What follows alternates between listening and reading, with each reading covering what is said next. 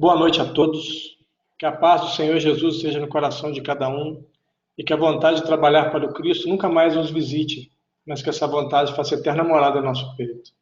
O tema de hoje é algo muito interessante porque nós temos um hábito de tentar jogar sempre nas costas de alguém as consequências das nossas atitudes.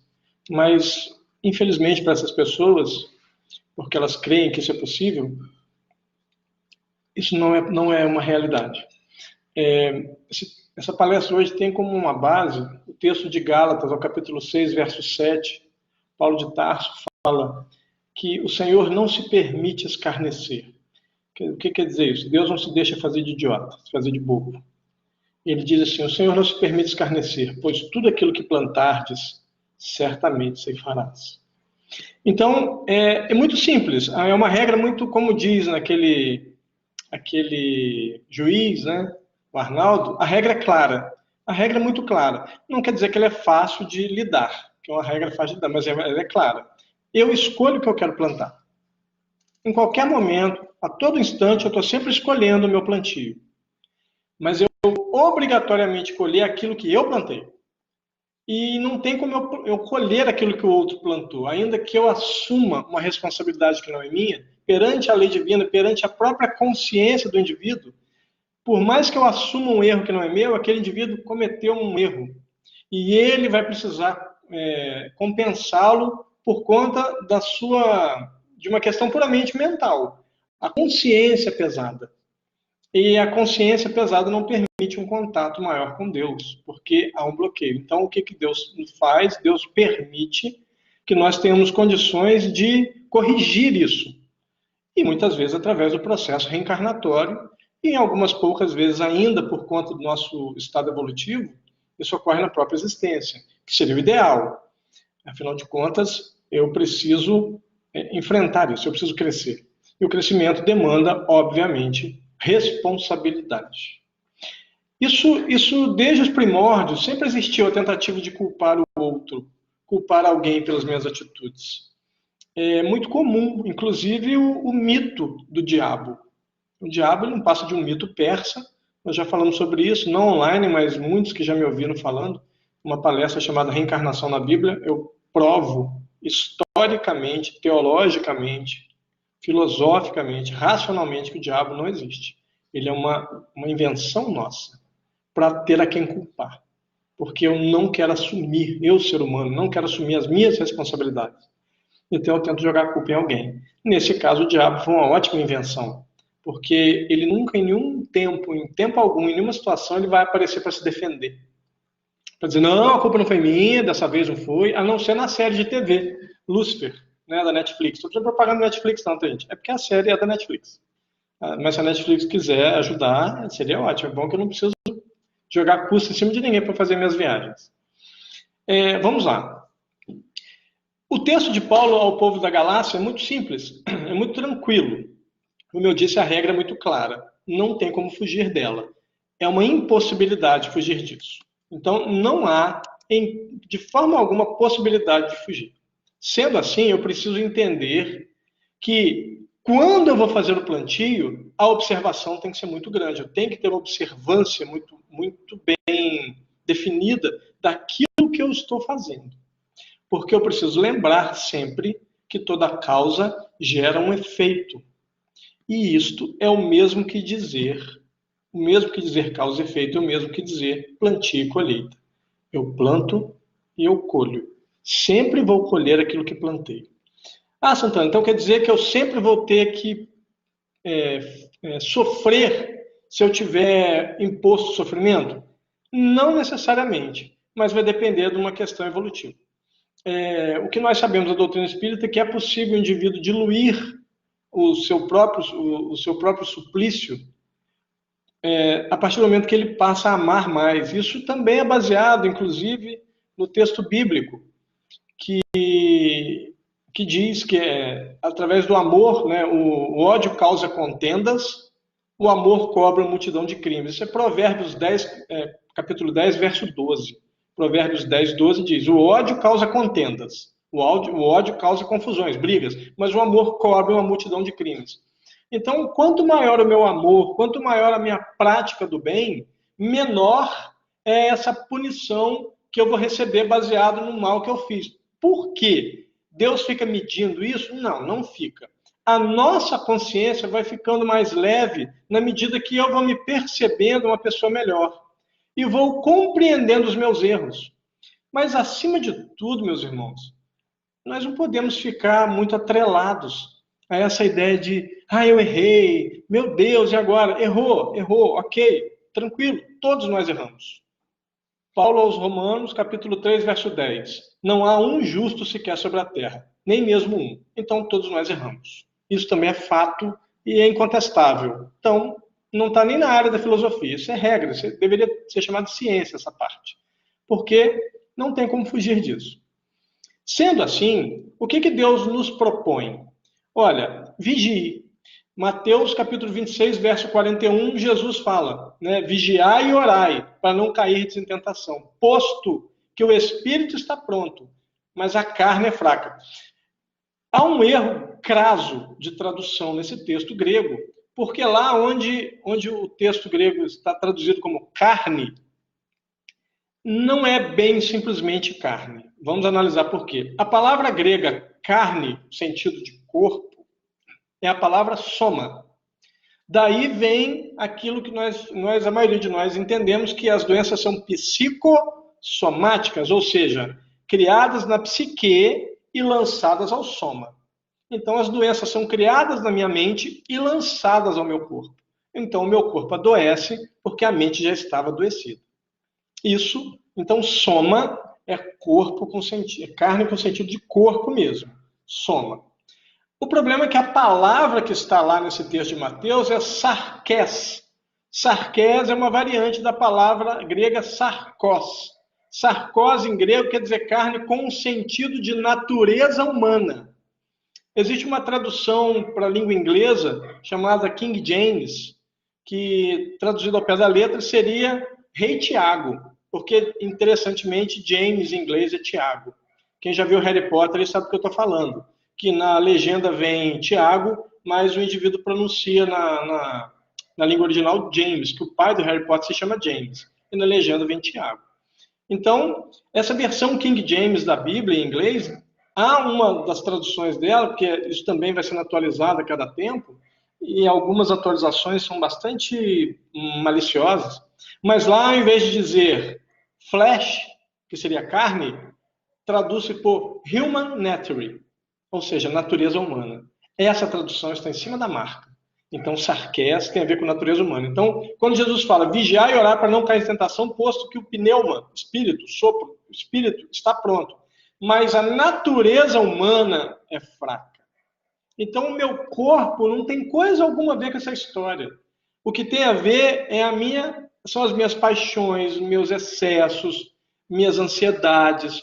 A natureza humana é que interfere no processo de mau uso do livre-arbítrio, que eu aprendi com um grande amigo, seu Zé Maria Guida. Ele falava algo que eu adorava. Ele falava assim, o efeito mula e o efeito bula. Mula é mau uso do livre-arbítrio. O efeito bula, bom uso do livre-arbítrio.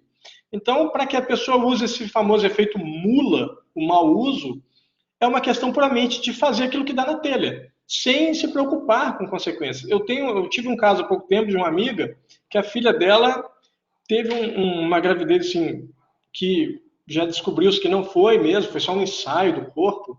Eu não sei se foi tubária ou se foi uma gravidez anembrionada, mas deu positivo no exame, não houve nenhum tipo de aborto, nada disso.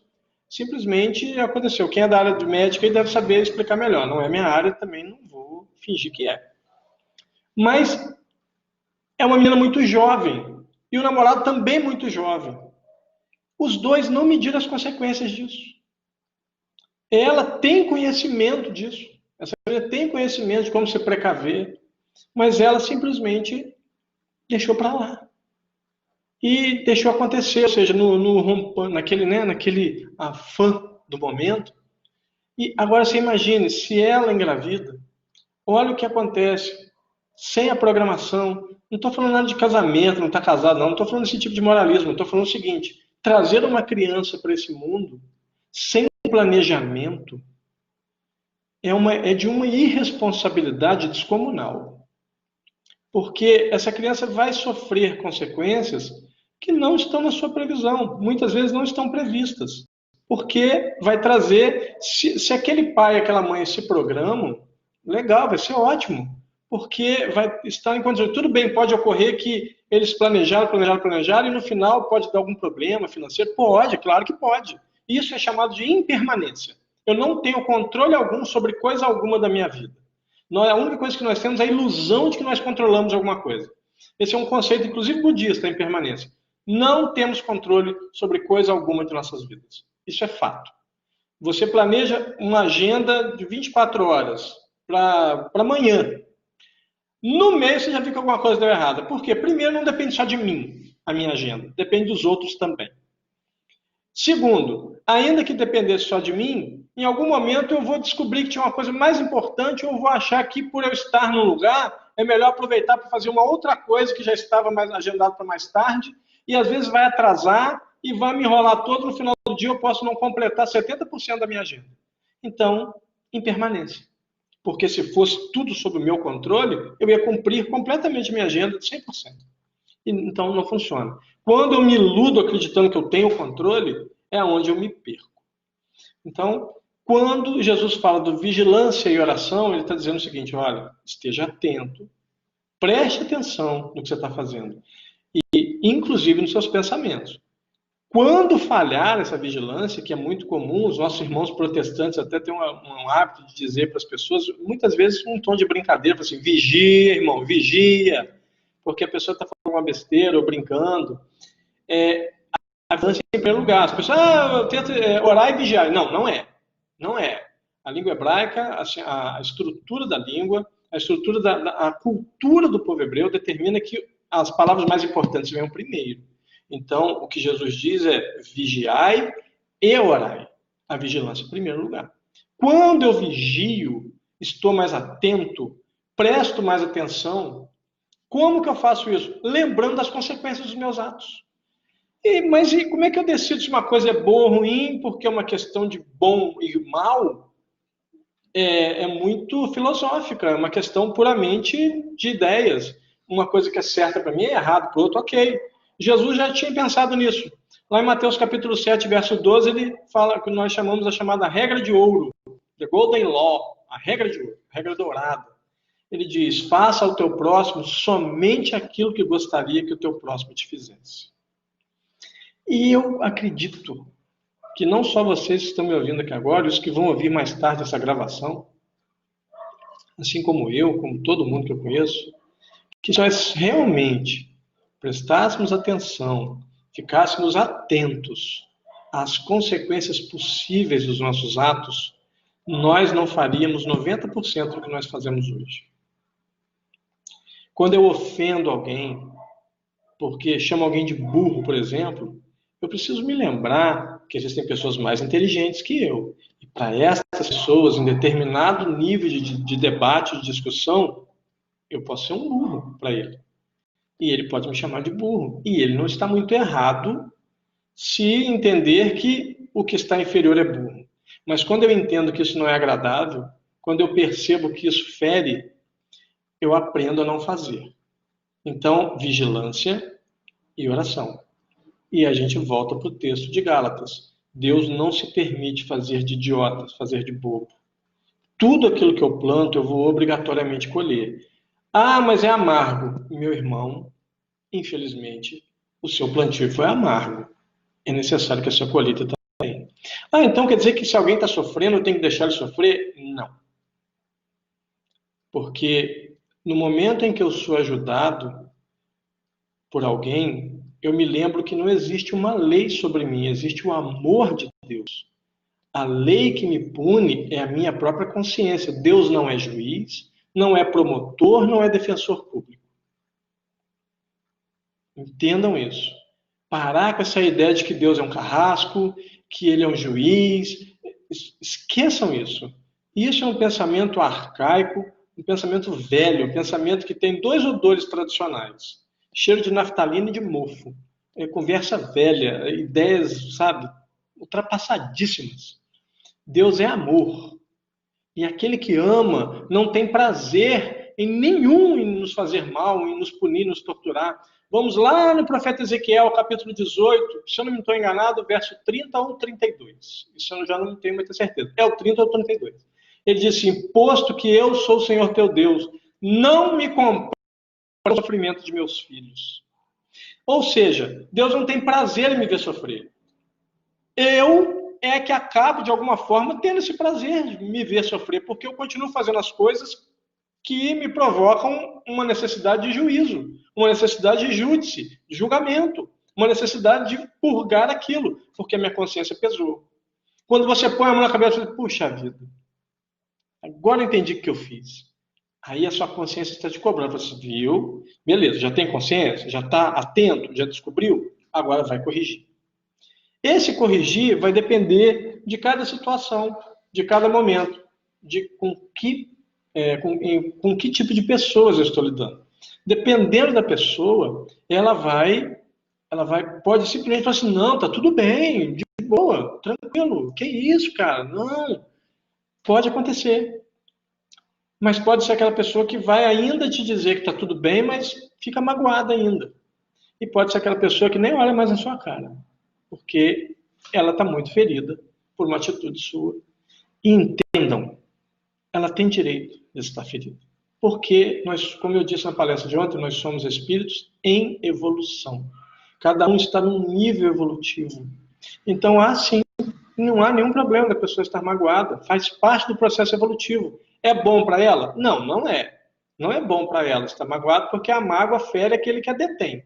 Muitas vezes eu estou magoado com alguém que nem sabe que me fez algo de ruim. Então essa pessoa não está enfrentando consequência nenhuma, porque nem consciencial. Porque ele tem paz, ele não tem ideia de que me feriu de forma nenhuma.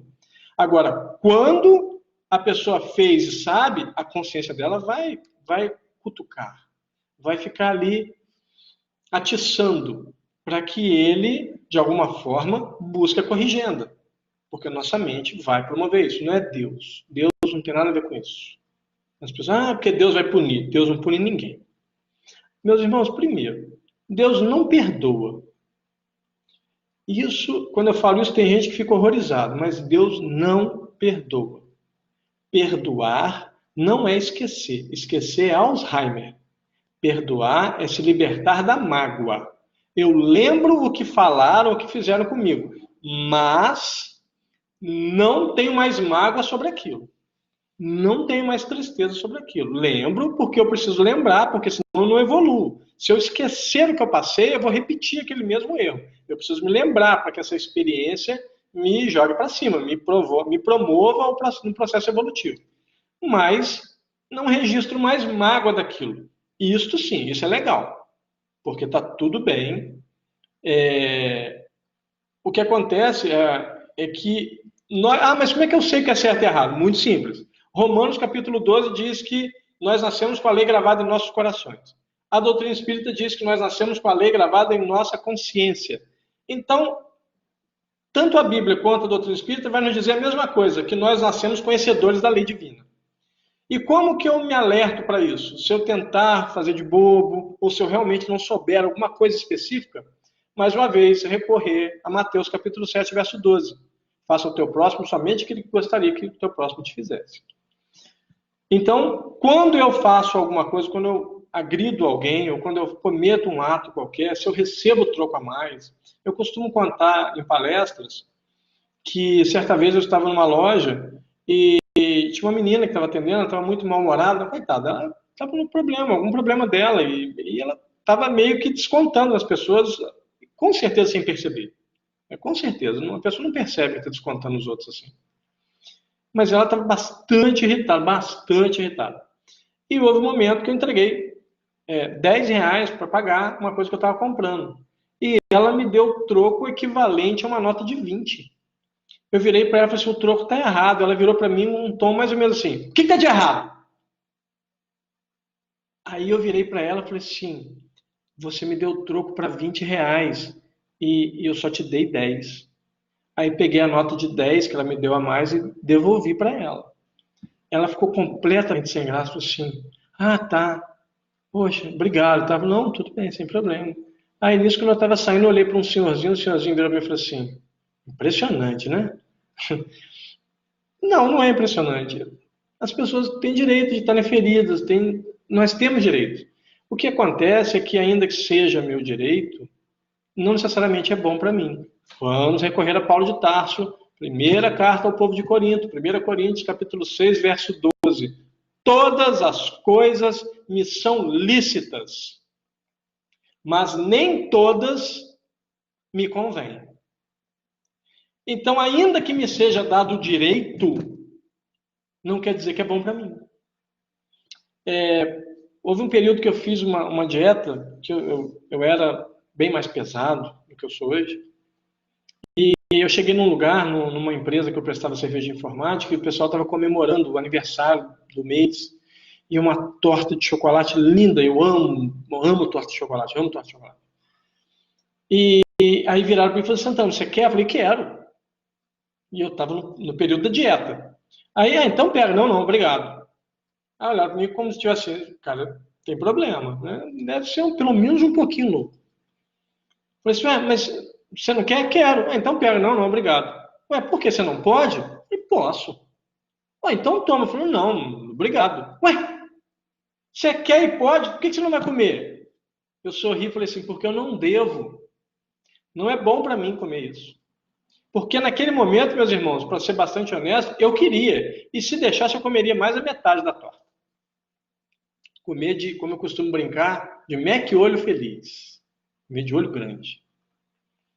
Mas eu não deveria fazer aquilo. Não era bom para mim naquele momento. Ou haveria um momento mais tarde que a dieta estivesse concluída, que eu poderia, tanto que hoje eu como, mas eu como muito menos do que eu comia.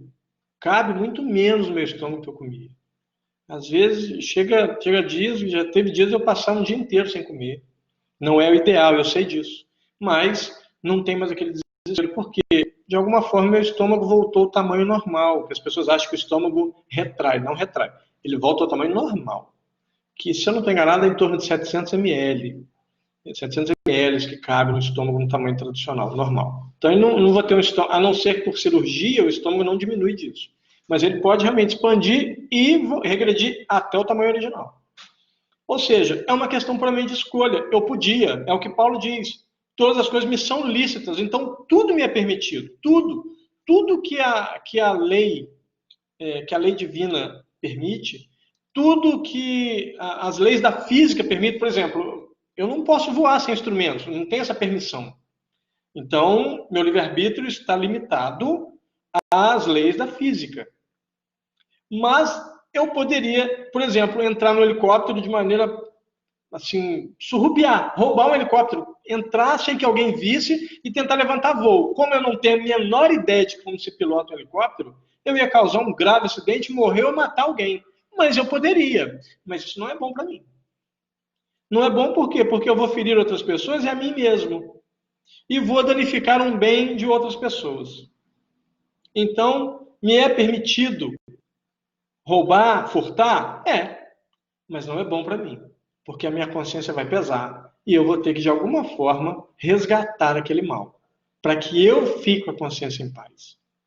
Então, quando Paulo fala ao povo da Galácia, lá, os Gálatas, capítulo 6, 7, que Deus não se permite fazer de idiota, porque muitas vezes aquele povo acreditava que Deus é que punia. A gente não pode esquecer disso. Historicamente, Deus era um grande punidor.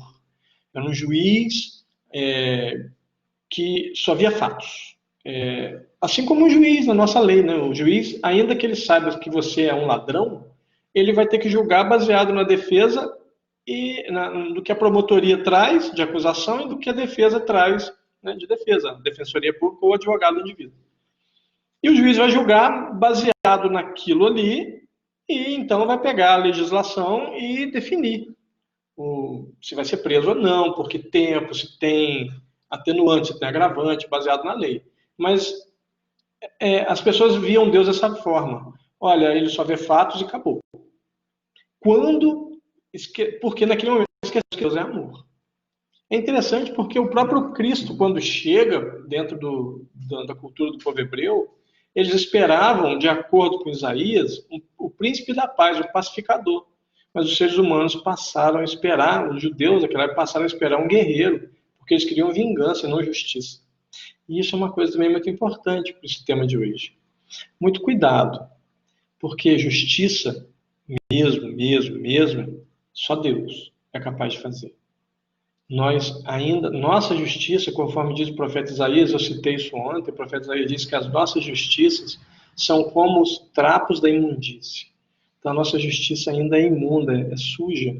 A nossa justiça, tanto que a gente vê tanta gente fazendo tanta coisa de errado e ficando impune, e pessoas que fazem coisas que, ainda que cometam crimes mais simples, mais leves, são gravemente agredidas. Pessoas que são atacadas na rua sem a comprovação de que foram criminosos ou não, como já houve há pouco tempo um caso, o indivíduo ser executado na rua pelas pessoas e depois descobriu que ele não tinha nada a ver com aquilo. Então, além de tudo, com as próprias mãos, ainda fala justiça com as próprias mãos, não é. Com as próprias mãos não é justiça. Primeiro, porque existe um conceito chamado ius puniendi, que só o Estado pode punir, para que não haja o caos. Imaginou se o seu vizinho cismar que você é um criminoso e começar a falar pela rua inteira e as pessoas vão arrancar você de casa e te matar. Não funciona. Então, nós precisamos entender que a nossa justiça ela vai evoluir na direção da justiça divina. Tem evoluído, já tem melhorado e vai melhorar cada dia mais. É essa a ideia, processo evolutivo. O planeta evolui de acordo com a evolução dos seus habitantes. Então, quando Paulo vai nos alertar através da carta ao povo da Galácia, aos Gálatas, ele está se referindo a um todo, não somente a eles. Tudo aquilo que eu planto, eu colho. Quando ele nos diz isso, está dizendo para mim o seguinte: olha, fique atento ao seu plantio, porque você está garantindo a sua colheita. E uma coisa que ocorre muito também é que nós ficamos, às vezes, tão revoltados com aquilo que eu estou colhendo hoje, que eu me esqueço de algo muito importante, que hoje eu estou colhendo, sim, o que eu fiz ontem, mas hoje também eu estou fazendo plantio de amanhã. E se por conta das minhas revoltas da colheita do plantio antigo, eu fizer um plantio relapso, mais uma vez eu terei, no caso amanhã, uma colheita horrível, péssima. Porque, por conta da minha revolta, eu não fiquei atento e não me lembrei, olha, eu estou colhendo o que plantei, eu mereço aquilo que eu estou passando, mas eu quero merecer coisas melhores. Eu quero que o meu amanhã seja magnífico. Eu quero estar mais leve, eu quero estar mais atento, eu quero estar mais em comunhão com Deus, eu quero ser uma pessoa mais amorosa, eu quero ser mais amado. Então eu tenho que plantar este tipo de semente. Mas não adianta só plantar. Nós fizemos uma palestra também sobre, se eu não me engano, está no Facebook, eu vou jogar para o canal do YouTube também, que é sobre a parábola do semeador. E na parábola do semeador diz muito claramente que o semeador saiu a semear. E o mais importante na parábola não é quem semeia, porque pode ser qualquer um, pode ser o Cristo, pode ser eu, pode ser você que está me ouvindo, me assistindo. Mas a semente é importante. Nesse caso, a semente da parábola do semeador é o Evangelho de Deus que vem através de Jesus, ensinado através de Jesus, que é a forma de agir, a filosofia de vida. Esse semeador, ele tem a função de semear, mas não de ficar vislumbrando se aquilo vai nascer ou não. Mas nós, na nossa própria vivência, quando vem essa semente, eu preciso preparar o terreno, eu preciso cuidar do terreno, eu preciso fazer a complementação. Nós temos o hábito de dizer que a grama do vizinho é sempre melhor, mas eu não me lembro, não fico atento de que o vizinho, ele cuidou melhor na grama, ele escolheu a gramínea certa para a temperatura, para o clima e para aquela terra que ele tem no quintal dele. Escolheu o tipo correto de grama e cuidou para que ela ficasse viçosa, para que ela ficasse bonita, para que ela chegasse à beleza que ele tanto queria, a forma que ele tanto queria. Então, eu olho muitas vezes para as pessoas que têm recursos melhores, são mais inteligentes, e as pessoas começam a julgar, dizendo por que Deus faz isso? Por que que Deus faz isso por uns e para outros faz assim? Por que que uns nascem com deficiência e outros nascem perfeitos? Se nós pensarmos uma única existência física, como nossos irmãos protestantes e os nossos irmãos católicos romanos creem, que é somente uma existência física, isso não tem muita lógica. Aí vai dizer, mas a gente não compreende a vontade de Deus. Tá, mas não tem lógica. Nenhuma. De forma alguma. Por quê? Por que alguém nasce com deficiência? Por que o outro nasce com uma inteligência superior aos demais, inclusive, aos chamados comuns? Então, existem pessoas com inteligência aqui e pessoas com uma dificuldade de evoluir, assim, ou seja, um conhecimento aqui, a capacidade intelectual aqui. Por quê? Numa única existência, não tem explicação. Mas o processo reencarnatório vai mostrar que sim. Esse indivíduo que é mais evoluído no intelecto, ele teve mais encarnações. E ele aproveitou melhor as oportunidades do aprendizado intelectual. Não quer dizer também que ele seja moralmente superior. Ele pode ser intelectualmente superior, culturalmente superior, mas não ser superior moralmente ao outro. Conheço pessoas com pouquíssima cultura, um baixo quociente intelectual, mas de uma bondade descomunal. Então, e o que é realmente usado na balança?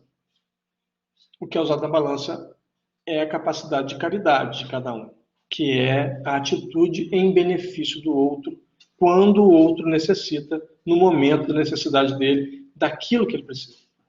Então, o intelecto, sim, é necessário. A doutrina espírita nos fala que nós somos espíritos com tendência à angelitude, a nos tornarmos seres elevados. Mas para isso vamos precisar sempre de duas asas, a do intelecto e a da moral. E as duas, o ideal é que elas cresçam em harmonia, porque se começa a dar uma diferença, é bastante complicado. Eu costumo dar um exemplo seguinte, a galinha voa? Sim, voa. Pouca altura e pouca distância, mas voa, porque ela tem as asas iguais. Um gavião ou uma águia voa? Sim, grandes alturas e grandes distâncias.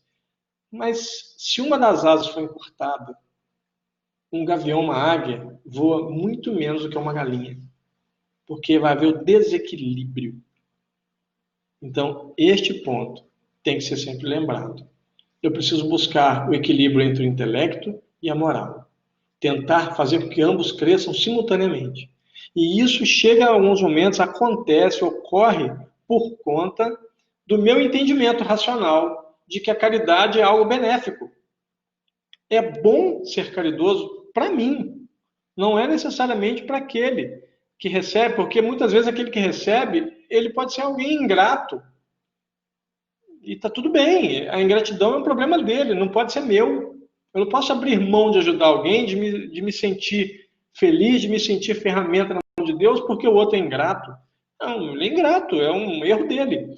Vitor Hugo diz que a ingratidão é uma característica dos infelizes. Ele diz, os infelizes são ingratos, porque isso faz parte da infelicidade deles.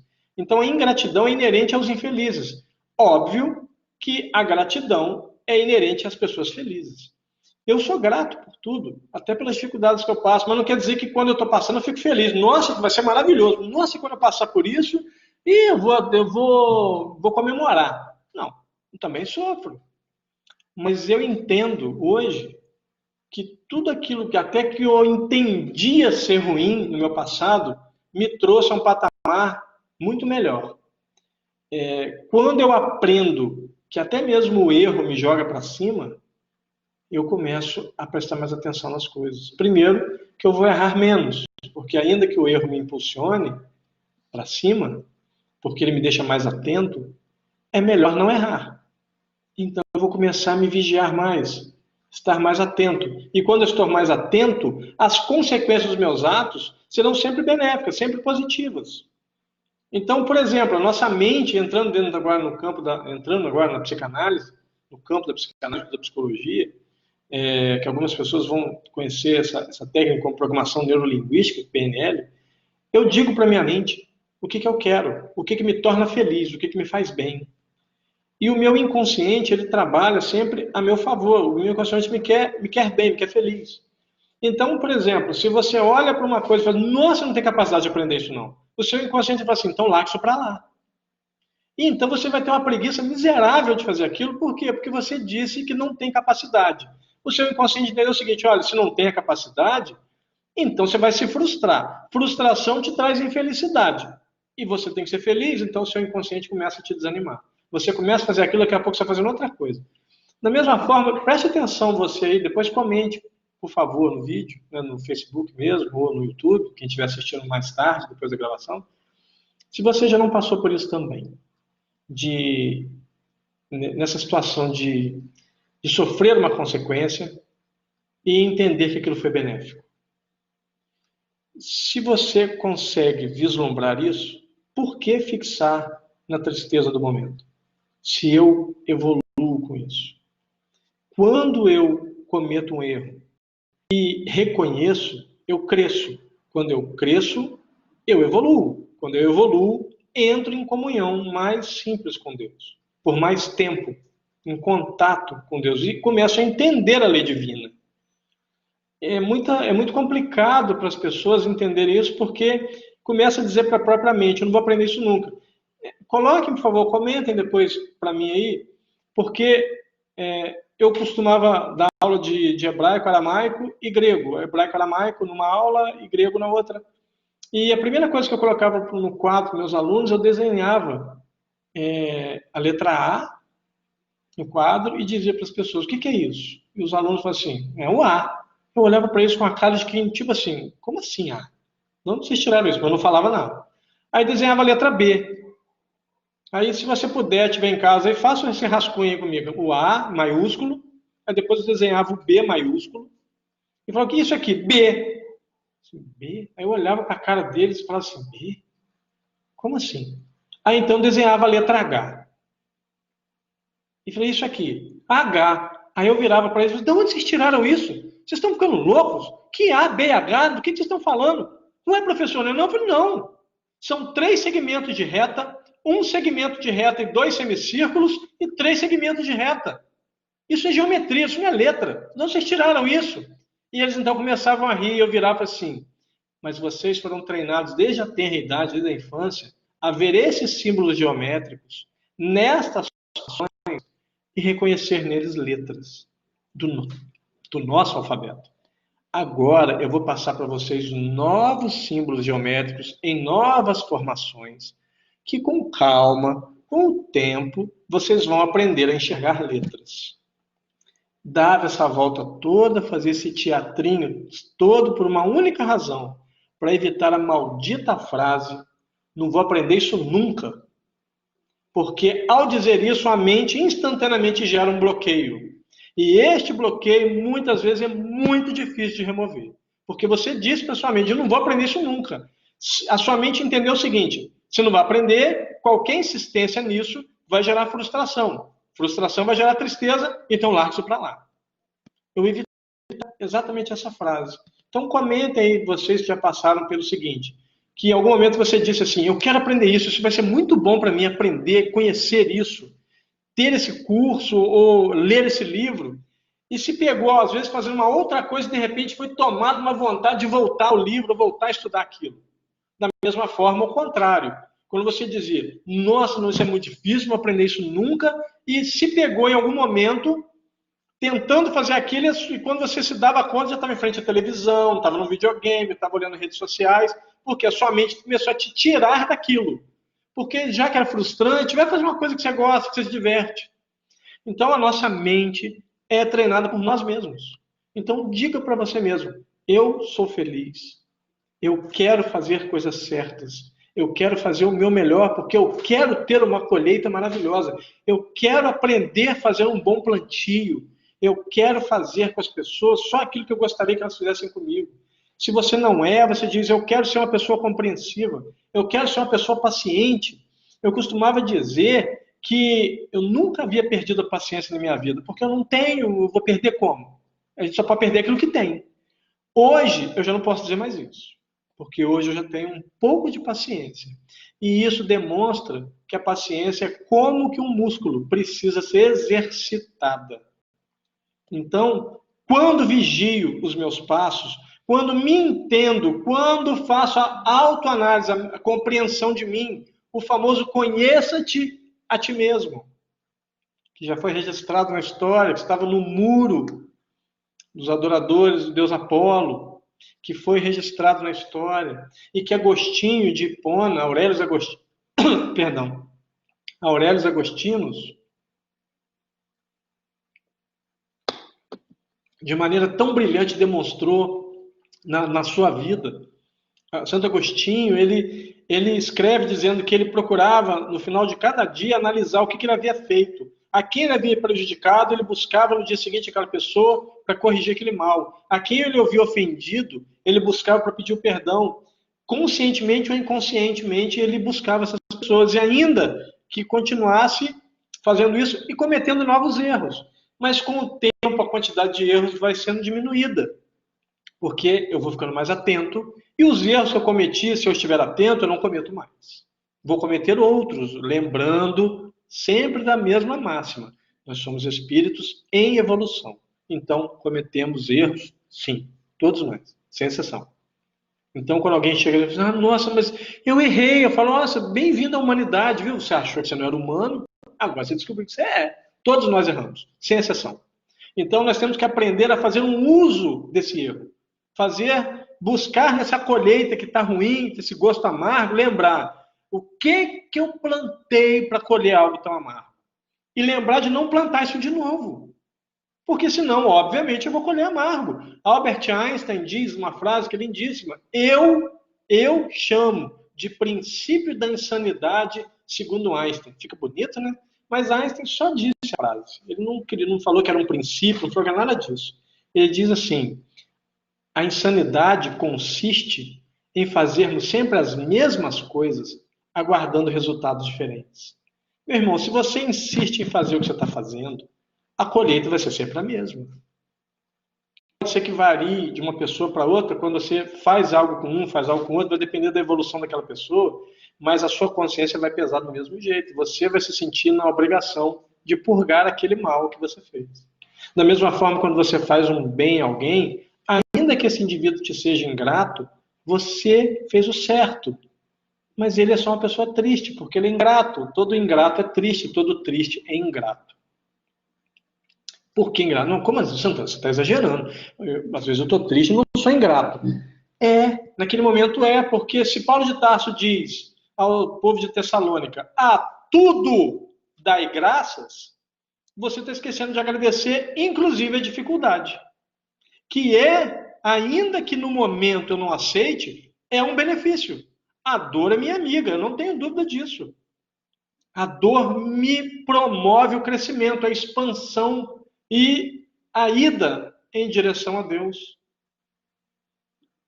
Se eu paro de sofrer as consequências dos meus atos, como que eu vou evoluir? Uma mãe, por exemplo, tem a mania de ficar passando a mão na cabeça do filhinho, ai, tadinho, não deixa o indivíduo sofrer as consequências dos atos dele. Ela está prejudicando gravemente a evolução dessa criatura. Ainda que com a intenção de ajudar, mas está prejudicando absurdamente aquela criatura, porque enquanto o indivíduo não sofrer as consequências dos seus atos perniciosos, das suas atitudes errôneas, ele não vai evoluir, ele não vai sentir a dor que vai promovê-lo a buscar a corrigenda, a buscar corrigir aquele mal que fez e então evoluir com isso. Ou seja, portanto, não se pode tentar assumir o erro do outro. Não adianta eu tentar usar com a famosa, eu brinco e falo que é a síndrome da galinha. A mãe, muitas vezes, a mulher, muitas vezes, que a mulher age mais emocionalmente e o homem mais racionalmente. Não estou falando de nível de inteligência, não, pelo amor de Deus. Tem mulheres que são inteligentíssimas e tem homens que são inteligentíssimos. Tem mulheres que têm pouquíssima inteligência e tem homens que têm pouquíssima inteligência. Então, não tem a ver com inteligência. Estou falando da atitude. A mulher tende a agir mais com a emoção do que com a razão.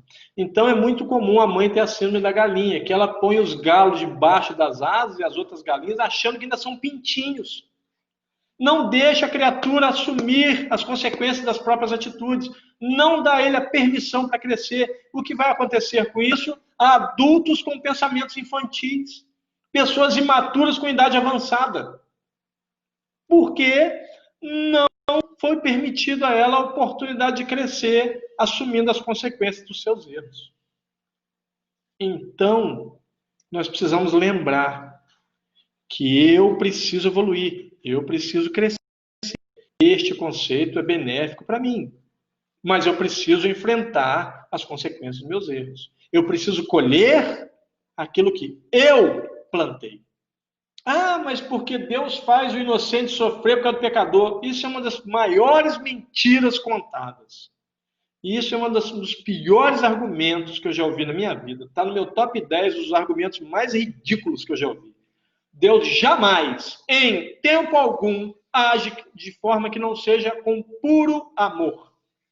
Em tempo algum, Deus age de maneira diferente do puro amor.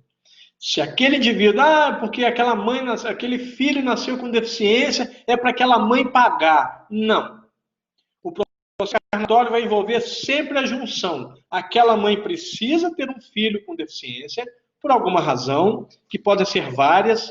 Eu não estou aqui para especular a vida de ninguém, eu costumo dizer que eu cuido mal e porcamente da minha, como é que eu vou cuidar dos outros? Mas aquela mãe, obviamente, precisava passar por aquilo. E aquela criança precisava nascer com aquela deficiência. Deus uniu as duas situações. Aquela mãe e aquele pai precisavam passar por isso. E aquela criança também. Nunca duvidem disso. Duvidar disso é duvidar de que Deus é justo. Então eu vou promover Deus a um indivíduo assim como nós, completamente injusto. E isso não é verdade. Porque o único que é realmente justo é Deus. Nós ainda, conforme eu disse no início, ainda somos mais para vingativos do que para justos. Então, é muito simples, como eu disse lá no início, a regra é muito clara. Não quer dizer que a aplicação dessa regra seja. Eu vou, obviamente, colher aquilo que eu determinei, que eu escolhi plantar. Livre-arbítrio. Eu escolho meu plantio. Você gosta de fruta? Ah, tá, beleza. Alguém me diz aí, você já plantou manga? Colheu dessa mangueira jabuticaba? Claro que não. Da mangueira, se colher, se a terra foi boa, se ela recebeu os nutrientes necessários, a ponto de frutificar, sem sombra de dúvidas que ela vai gerar manga. Não tem como fugir. Você não vai conseguir colher jabuticaba de uma mangueira. Não vai. Ou seja, você vai colher a proporção exata, exatamente aquilo que você plantou. Esse texto de Paulo é muito prático, porque serve para qualquer situação da vida. Se você ignora a dor de alguém, você está dizendo para você mesmo que quer ser ignorado. Regra de ouro lá de Mateus 7,12. Faça o teu próximo só que gostaria que ele te fizesse. E se eu descubro que alguém está passando necessidade, eu não tenho condições de ajudar aquela pessoa. Aí Deus está fazendo isso para me torturar, porque eu não posso ajudar, e aí eu vou ficar querendo ajudar e não posso? Não. Se Deus te deu essa permissão de saber que alguém é necessitado, Deus sabe da sua capacidade de chegar em outras pessoas e tentar fazer uma vaquinha. Olha, você pode dar 1 quilo de alguma coisa, você pode contribuir de alguma coisa, tem que pagar a conta de luz daquela pessoa que está passando aperto, você pode contribuir com R$2, pede mais um do outro e vai, e junta, paga. Te garanto, meu irmão, que você vai se sentir tão bem, ainda que vá ouvir vários nãos. Ainda que vá ouvir dizendo, não, estou aqui para ajudar vagabundo, não. Você vai ouvir isso. Mas não importa. Olha que coisa bacana, você está buscando ajuda para uma outra pessoa. Santana, eu sou muito tímido para isso. Nossa, parabéns. É uma péssima desculpa. Porque quando você tiver que pedir para você mesmo, a timidez vai deixar de existir, porque ela é menos complicada que a fome. A fome dói, e a timidez não. Quando você perceber que a fome é muito maior, você vai esquecer a timidez, você vai chegar de porta em porta e pedir comida. Então aprenda agora a deixar a timidez de lado e peça em prol do outro.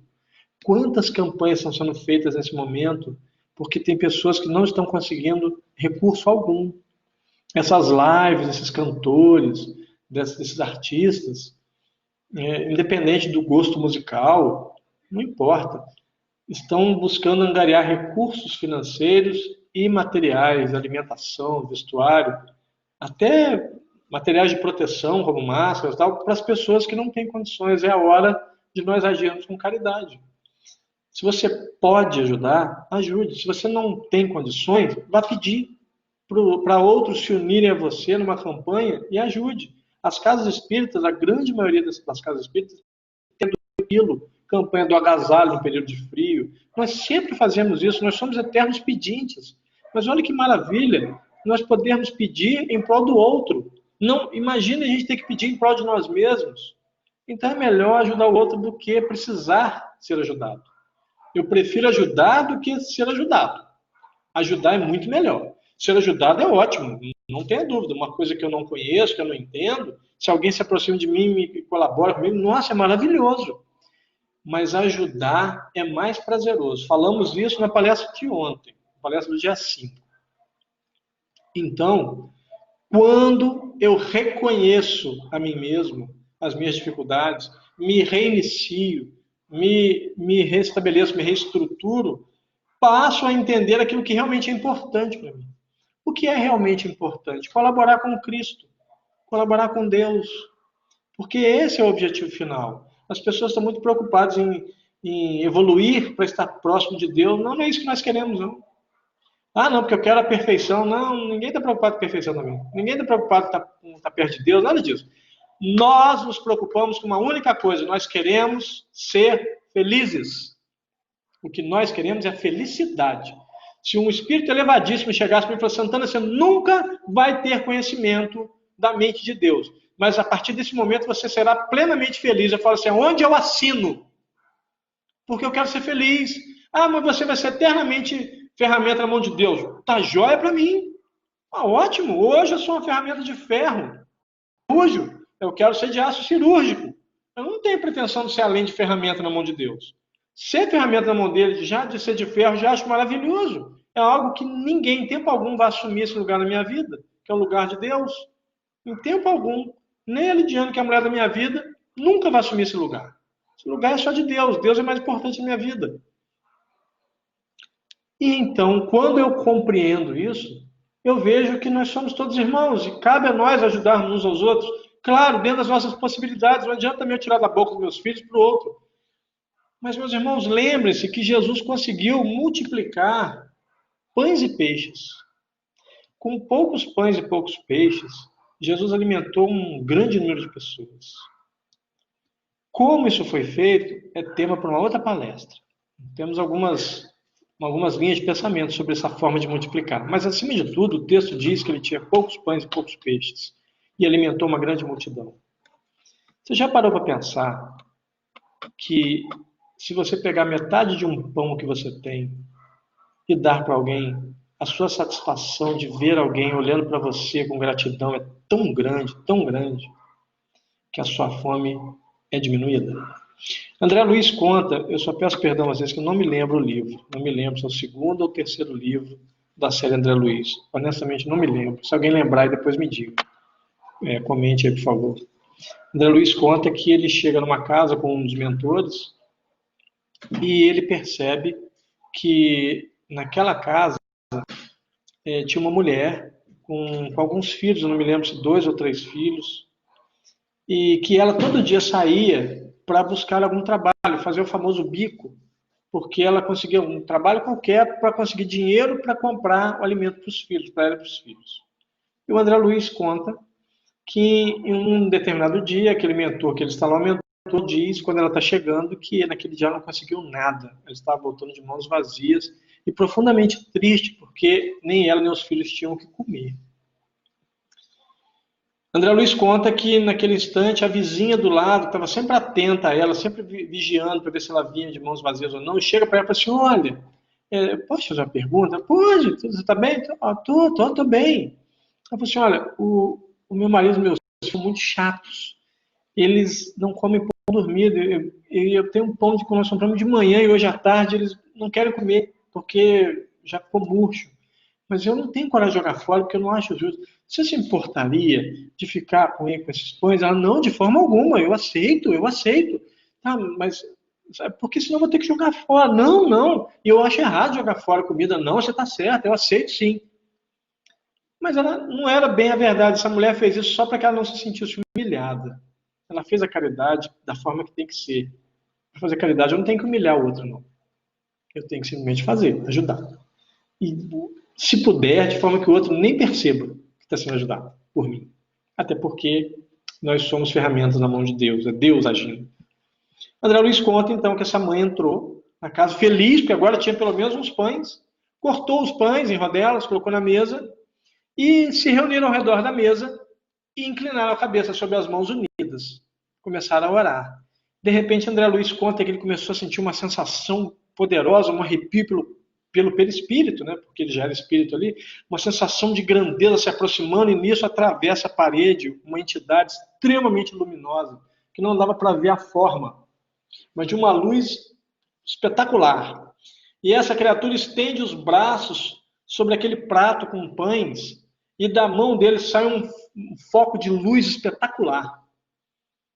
E André Luiz fica ali naqueles livros que a gente vê na série André Luiz, quando ele pensa, o mentor já leu a mente dele, já responde a pergunta dele. E André Luiz mentalmente pergunta, antes de falar com o mentor, o que está acontecendo? E o mentor fala assim, essa é uma entidade extremamente elevada que entrou no ambiente e colocou nesses pães, nesse simples pão, todos os nutrientes e vitaminas, todas as vitaminas, sais minerais, todos os nutrientes necessários para que estes pães fossem uma alimentação completa para essas pessoas. Aí André Luiz perguntou por quê? Ele falou assim, porque eles oraram antes de comer. Então, aí há dois aspectos do que nós estamos falando. A caridade daquela mulher que fez, mas há também a gratidão dessa criatura que recebeu. Essa mulher, apesar das dificuldades, e segundo o argumento de Vitor Hugo, era feliz, porque ela era grata, agradeceu a Deus. Em nenhum momento ela se revoltou, ela estava triste, mas não houve revolta no coração dela. E ela foi amparada. Cabe a nós sermos esses vizinhos. Cabe a nós agora estendermos a mão, porque nós não sabemos o dia de amanhã. Nós não sabemos a próxima encarnação, se eu não serei um desses necessitados e que vou precisar de um vizinho que me entregue talvez uns poucos pães murchos para que eu possa alimentar a mim e aqueles a quem eu amo. Eu preciso me lembrar disso, meus irmãos. Principalmente nesse período de quarentena. Quem está vendo esse vídeo mais tarde gravado, nós estamos no mês de maio de 2020, ainda no período da pandemia, onde estamos confinados, a maioria de nós. Nesse momento nos cabe auxiliar o outro com alimento físico e emocional e espiritual. Busque ajudar da melhor forma possível.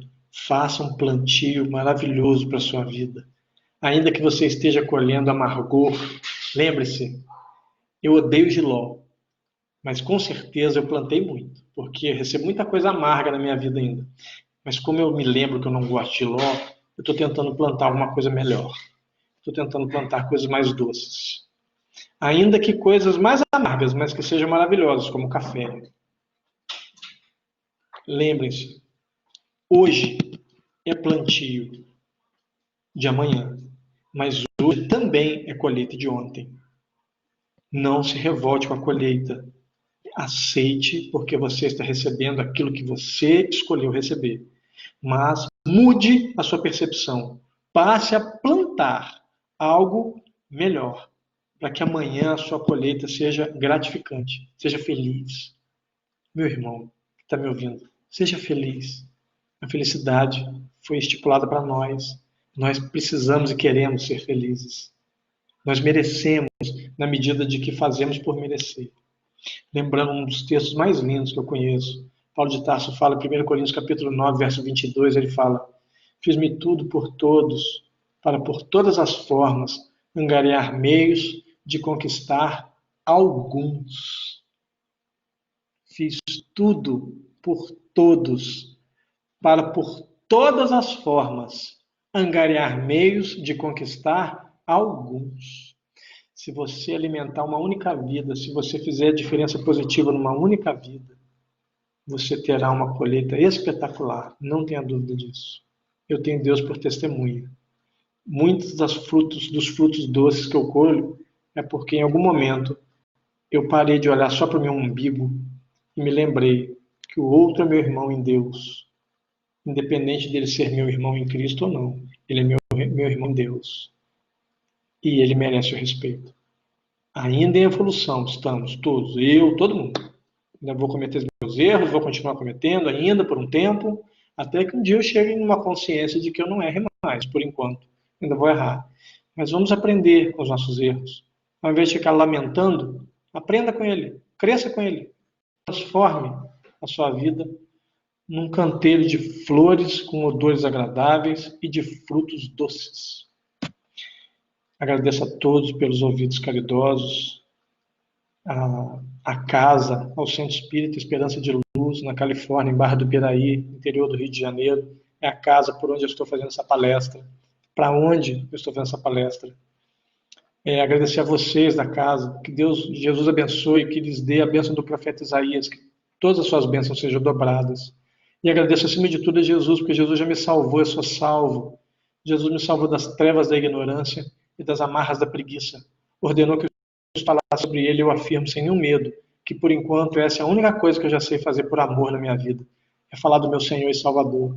Mas ele me disse certa vez ao pé do ouvido, não vou limpar nenhum dos teus crimes, mas estarei com você até o fim, até que você pague pelo último deles.